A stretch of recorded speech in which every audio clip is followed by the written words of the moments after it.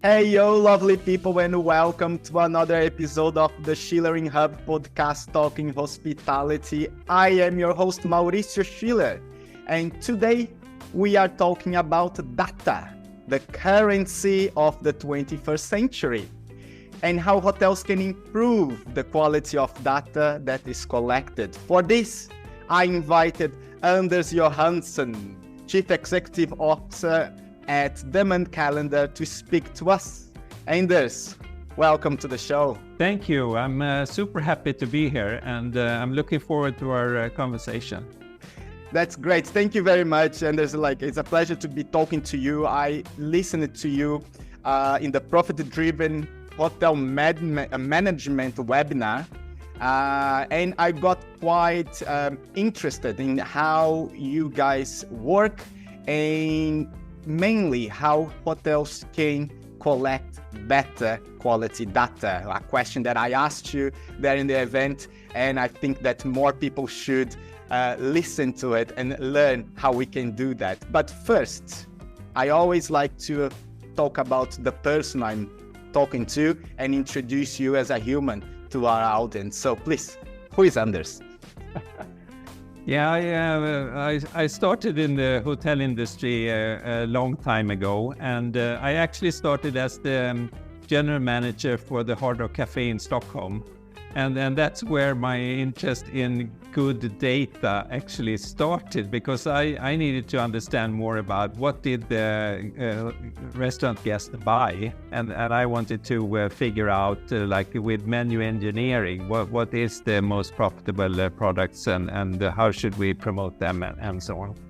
But then I moved on to hotels, and the starting point for me as in revenue management was actually in the late 1980s, and I've always been a type of person that have a lot of new ideas. So when I started to try out some simple methods around the revenue management in one of my hotels back then, everyone in the industry laughed and said, "He's crazy, that's never going to work."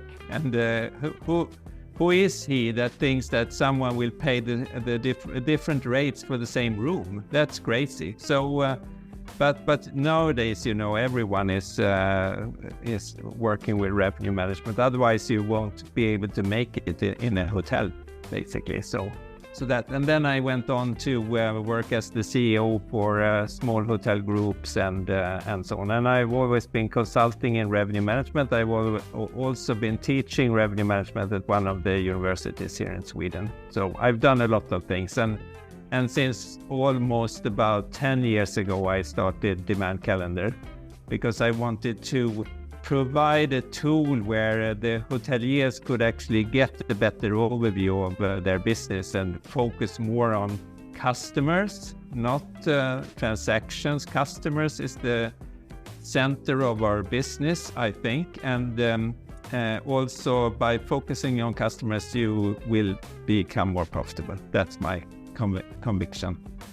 That's great. And how hospitality, right? Like having new ideas and being called crazy is just such a hospitality thing. I love that.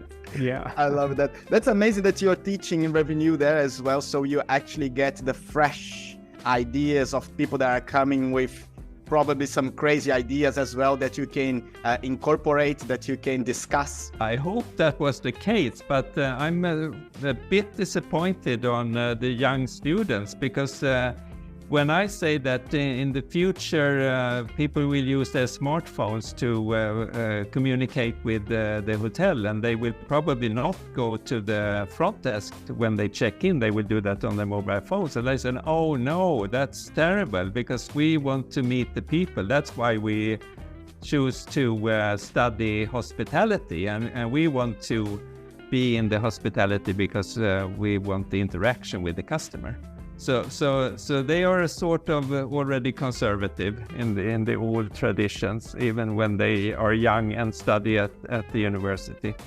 Yeah, that's amazing. It's a thing that I think that hospitality people have that in the DNA, right? Like they want to talk to people why they chose the profession, and probably there is a way still that we can combine the two, right? Like but having the options. Yeah, I think that the combination is fantastic. It's like if you can let the customer or the guest take over part of your work, you can focus more on giving that extra service to the customer. So the hospitality part of your job will be enhanced instead of working very hard, asking for credit cards, making key cards, and checking the information in the hotel PMS and so on. So I think it's much better for both with the combination of technology and hospitality.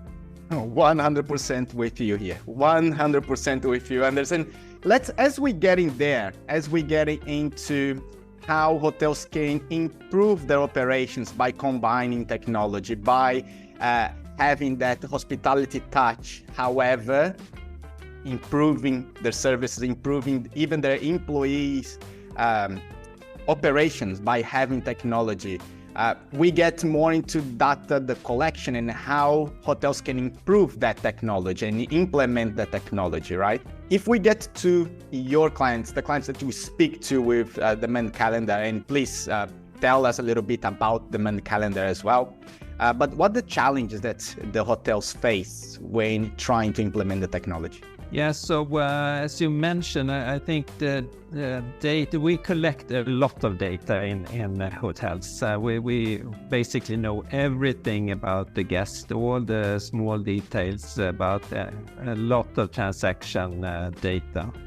And the challenge is that a lot of hoteliers, they don't know really how to use that data, and they don't have access to the data, and it's spread into a lot of siloed systems. So it's very difficult to get all the data into one place and start to analyze that. So that's one thing that we do in Demand Calendar. We collect data from all the different sources into one place. So that's the first step.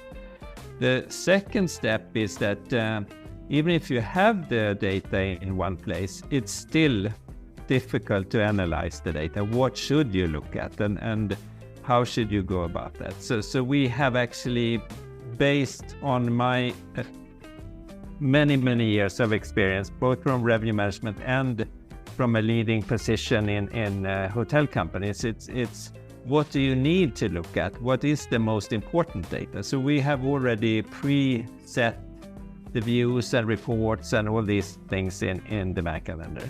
So that's a good first step. So you can start using the data and get the insights immediately.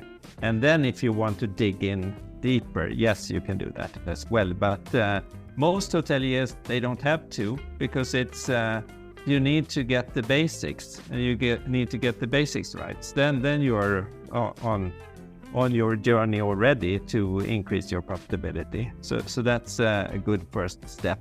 But then collecting data is not as easy as you think. We can get the data, but then what is the quality of the data? That's the next question. And there are so many problems in keeping the data quality at a good level. First of all, it's like when you get the reservation from a different system, maybe it doesn't match exactly what you have in the PMS. So in that case, maybe the data is a little bit distorted, or it's duplicated and so on. And then if you want to be customer-centric or guest-centric, then you have to talk to the guest, you have to update the data about the guest, and so on. And then you have to make sure that you train, or not only train. It's like I'm sort of allergic to the word training, because it's mandatory. It's like you're forced to do this. you're told to do something. I rather explain why is this important, and then the front desk person would understand better that yes, this is important, because that will help me in my job. When that guest comes the next time, I will have better information about that guest, and I can give much better service and so on. So it starts with the front desk people. They have to contribute to the data quality. Otherwise, it's not going to be good enough, I think. And then hotels will miss out a lot of good opportunities. And when you say that it starts with the front desk, so it's basically into analyzing data and checking for duplicated data, trying to combine them into one buyer persona, into one profile, or is actually talking to the guests, asking questions and feeding with that data? Yeah, I think talking to the guest is super important. I think it's both a little bit. You have to check for duplicates and all these kind of things as well. But I think talking to the guest, and I think the guest will think that it's good service if you chat with the guest and ask them friendly. So what brings you to the city today, and what are you going to do? Do you need help with some restaurant reservations or a taxi, or tomorrow morning, where are you going next, and so on. It's more like a friendly conversation. But I've talked to a lot of front desk people, and they said, oh no, we cannot disturb the guest by asking those questions. But then they don't really understand that they will also get an impression that they are not really attentive or not really interested in giving that warm hospitality.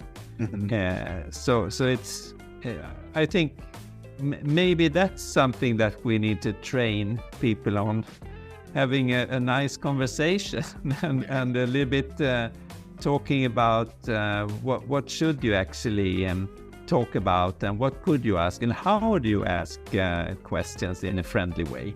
I think that would help out, because it's like you don't know. And at one time I actually played with conversation starters in one of my hotels, where we said that, okay, these are the 10 good conversation starters, and that you can always try out and see if they work. And that helped a lot also. Yeah, I'll give a shout now here to Paul Moxness from, he's an author of a book called Spin the Bottle Service. And he has a workshop about ditch the script, but it's about having conversations, but not a script conversation. Yeah, like in America, in Canada, apparently everything is really like robotic, and he's trying to train hospitality workers to have that service, that conversation, but in a natural way, because this is what he remembers of every place he went to. And probably it's a good way of, you said it right, like that could be a good training to get people less afraid of having the conversation by understanding what they can ask, how far they can go, but also writing down, right? Like taking that data and keeping that information, so that actually there is a reason why to have that. If you think about like great customers you have, like hotels that can do that well, that are leveraging, collecting good quality data and doing that well, what do they do? Yeah, there are all these stories about like Four Seasons and Ritz-Carlton, and where they actually look in the room and what fruits did they eat, the guest, and all these kind of things, and then they put that into the system. Maybe that's sort of not allowed anymore because of GDPR and all these kind of things. So you have to be a little bit careful, but not overly careful. It's the intention is good, and I think that's something we have forgotten when we talk about GDPR. It's like, no, we are not allowed, but if you have good intentions, I don't think that's a problem at all. And then you can also ask the guest for consent and so on. And I think probably most guests will give their consent because if they plan to return, they would like to get the same good service again, and maybe even at a higher level. So that's for sure. And I think that I would personally like to give out more information to the loyalty programs for different hotel companies, but they are never asked me, and I think they I don't think they ask anyone else either. But it's like, do we ever get exactly what we want when we stay in a hotel? No, they never ask, and I've never ever been asked, why are you coming to this city, or why did you choose this hotel when there are so many different hotels in this city, and so on. So that's also something that hoteliers should ask, I think, to understand more about their customers and what they prefer, or how they and also from a marketing and sales perspective, how did they actually find the hotel and why did they book that specific hotel. So there are a lot of things you can do, and it's nothing is difficult actually. It's about the conversation, and the difficulty is probably that a lot of people in the industry are so stressed out in their work, so they say that no, we don't have time to chat, and we don't have time to enter stuff in the PMS, for example. So that's probably the reason that the missing quality data. 100%. And if hoteliers understand that improving the tech inside the hotel would probably give these employees, this front desk staff, the ability to have that conversation and collect that data that will play a positive role in the revenue, could probably start explaining a little bit why to invest in good tech as well. Mm-hmm. And just getting back to demand calendar, so you guys collect that into one place, you have preset views and reports that will help the hotelier. What else do you guys do to help the hotelier to understand that complex? Yeah, so we can also collect data, because it's not only about looking at the figures. You have to do something with the insights that you get from a system like the demand calendar, and you also have to document your actions a little bit, and add comments about what happened this day and this month or so. So you have that information about your own hotel, and especially nowadays, since it's always been a high staff turnover in the industry, and when someone leaves, especially on the sales side, they tend to leave with all the information as well, and that's not good. and that's something we think it's important that the information also stays in the hotel. It will leave with the salesperson as well, but it should also stay within the hotel. So that's a way to build the knowledge within the hotel company. And then we have taken steps towards total revenue management, so we can handle all the revenue, different revenue sources. We can calculate the customer acquisition cost for a lot of different variables and so on. So it's more, it starts with the customer focus and collecting all the data and transactions, but it's also about trying to figure out how can we make a little bit more money on the revenue that we actually get into the hotel, and also, of course, increase the revenue, steal more from your competition, hopefully. But I see that, like, the way that you put is really like, instead of really comparing to competition and getting into the fight of prices, you are looking into the customer and customer behavior and trying to find opportunities to increase revenue without having to worry so much about what your neighbors are doing. Am I right on that analysis? Yes, definitely. And it's like, why would you even follow your competition in terms of pricing? Do you trust them that much? So you say that, okay, I want someone else to decide about my price of a hotel room or my rate of a hotel room. So maybe that's a good review of your competition. But I would never ever do that. I would definitely look at what rates are they selling their rooms for, as a sort of information about what are they thinking the demand would be for these specific days or so. But then I would work on my targeted customers, and I would provide with a service that they will appreciate and that they will be prepared to pay a premium for, because they want to stay in my hotel and not in any other hotel.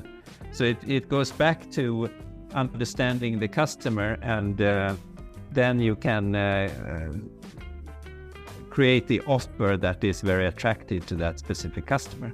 But again, no hotelier has ever asked the customer, so how come that you pay this rate for staying here? That's another question that nobody has asked, and a lot of revenue managers says, okay, if I lower the rate with 10 euros, I got the reservation, and maybe that was not the result of the lowering of the rate, because you have no clue about that, because you have never asked, and it's like it assumes that person probably looked at that hotel before, waited, looked again, waited a bit more, looked again, noticed the price difference, and then booked. But I don't think that's the way it works. It's like you go in there, you look at, you have made a decision to go to the destination, you need accommodation, you look for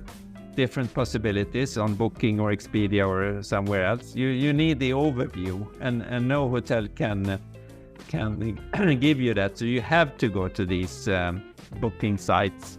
But then when you look at one hotel and then you see that, okay, this looks nice, then you can go to the hotel and book direct with the hotel. And hopefully the rate is the same or a bit lower. If it's not the same, if it's higher on the hotel website, everyone will book on booking.com or Expedia, of course, because but that is a mistake of the hotel, probably, like a rate parity type of mistake. But I think you should be very much more focused on the rate, and we have some customers that actually understood finally, after thinking a lot. They understood that, no, I'm not going to become rich on occupancy. I'm going to be rich on rate. Mm-hmm. So they said that, okay, I don't. It's good to have a good occupancy rate, but it's much better if I charge a lot for my rooms. And if I don't sell 100% all the time, that's fine, because I charge enough for all the rooms that I sold. 100%. I had, or should work like that. Yes. I had a course. I was doing a course for revenue management just for curiosity, to understand the language, so I could have this type of conversation and understand what it means. And I remember that they repeat over and over and over that the rule is to sell to the right person at the right time at the right price, right? Like, and they repeat that every single class. This mantra, Yeah. But the mantra is actually, it starts with sell the right capacity to the right customer, to the right rate in the right distribution channel. And that's I think that's actually not right, because you shouldn't start with the capacity, because that is you are in your own bubble and you say that I want to sell my capacity, but it should start with the customer. I think that's something we have to change in the formula. You have to sell to a customer, and then the right capacity and the right rate and so on. It's sort of it's a bit sad because revenue management has become more transactional, and a revenue manager normally doesn't care about who is actually staying in the room, as long as someone is staying in the room and was prepared to pay what they ask. So I think someone else except the revenue manager has to have the customer focus and make sure that customers like the hotel and get value and an excellent guest experience also. Maybe that's the general manager's role, hopefully. That's awesome tips. I normally ask for a valuable tip, but you shared so much that I hope that the hotelier or our revenue managers that are listening today are taking notes as I am here. But among all these, if there was something that you would tell them, please take this home with you, keep next to your heart, and don't forget that, what would be the main valuable tip you could give them? Yeah, I would work more on the rate. And I would work more upwards on the rate and be proud of having a higher rate. And it's better to include something more than giving a discount. So if you can say that, okay, it's even better to sell a lower room type at the rack rate or to a higher rate, and then promise an upgrade based upon availability or something like that. So give a little bit more, but don't discount. Less discounting. I think that's the formula for success. Awesome. Less discounting, people, please. Let's keep that one. Let's give value. Less discount, more value. Exactly. So, understand, so we're getting to the end of our talk, and there is one last question I like to ask. It's a game we like to play that's about the future. Okay, the future became really hard to foresee, and when I started this game, I started asking how it's going to look like in 15 years. It's impossible to ask that. No, it's impossible to ask that. But if I could ask you how you foresee hospitality, the industry, the business, or even the guest experience in the next 5 to 8 years, what do you think where we going, how it will look like? Yeah, so I'm always looking into the future, and I see that a lot of things are changing. But in this case, I don't think much will change, and the reason is that we are so into the structures of the society. It's like kids go to school Monday through Friday. We work Monday through Friday. After the pandemic, we can work from anywhere, but if you have kids, you're still stuck in a specific place. And then we have religious holidays. They have not moved for 1,000 years. And then we have school holidays and so on. And they tend to be the same for 100 years or longer. And the pandemic didn't change that, because as soon as the pandemic was over, then we went back to the normal structures again. So I think that people will need to get a break from the day-to-day ordinary life, and they will continue to go on vacation. They will go to exotic places and discover things and so on. And parents want to show their kids these places when maybe they went when they were young and so on. But maybe with new technology, it could also be that you actually experience new things with these virtual reality things or augmented reality things, and that could be working in two directions. It could be like, okay, now I've sort of been to this place already, I don't have to go. Or it's like, I really have to go to that place because it looks so fantastic. So I think that it's probably going to promote more travel than not.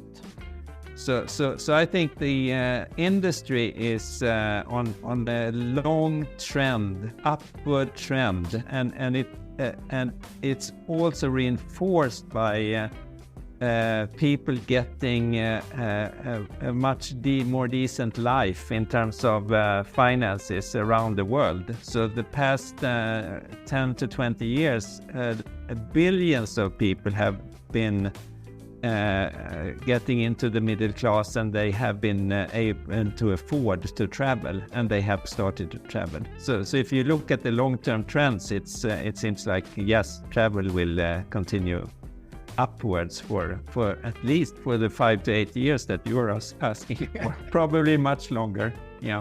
That's fantastic. I hope that you're right. I totally agree that being able to visualize things in the virtual reality world just actually sparkles an interest to go there and visit that place, right? Like I saw now, I think that was the Four Seasons that created their digital twin in the Fortnite game. And the idea is that people are going around and they see the hotel, and in 10 years they will want to stay in that hotel where they were playing the game, right? Like it's that long-term goal. And I believe that we won't stop traveling as well. So I'm with you totally. And thank you very much for giving the opportunity to talk to us, shine some light on the data shadows, and how can our community contact you, learn more about Demand Calendar? Yeah, so the easiest way is to go to demandcalendar.com, or my email address is super simple. It's anders@demandcalendar.com. So everyone is welcome to contact me there. Perfect, Anders. I will put all the links in our chat. Thank you very much for joining us and talking to us. And I hope that we're going to meet soon. Yeah, me too. Thank you very much. Thank you, Schulering. Bye.